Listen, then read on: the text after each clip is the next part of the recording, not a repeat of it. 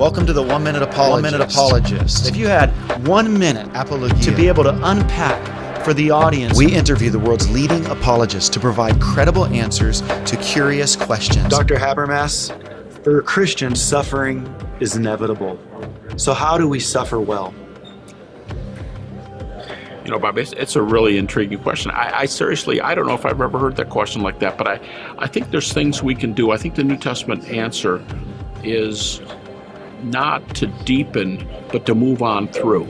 I think of the fact that in most surveys, most experiments today, most of our worst pain comes not from what happens to us or what people do to us, but how we download it, how we personalize it.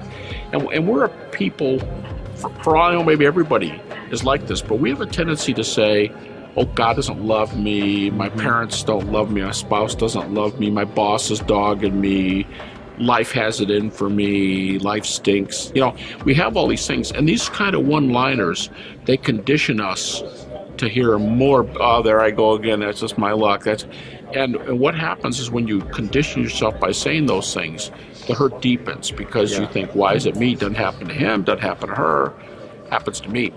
I think the scriptural answer is to change what we say, to change our attitude, to change our thinking. I mean, I've said, you know, many times, if Jesus suffered, what makes us think we shouldn't suffer? What makes us think we're better? Mm-hmm. So in Philippians 4, 6 through 9, Paul says, be anxious for nothing. And by the way, the Greek there indicates the people were currently going through an anxietal state. Mm-hmm. And Paul says, pray through it.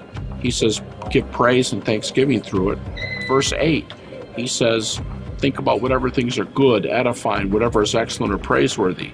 He says, substitute these godly thoughts for these ungodly thoughts. Mm-hmm. And then the last thing he says is practice these things. Mm-hmm. I think the best way to respond to suffering is to realize it's there, realize Jesus didn't get taken from it, realize the saints didn't get taken from it, take it as it comes, trust the Lord, but ask, how can I grow through this? And look for those opportunities to deepen our roots during those times. Thank you, Dr. Habermas. No problem.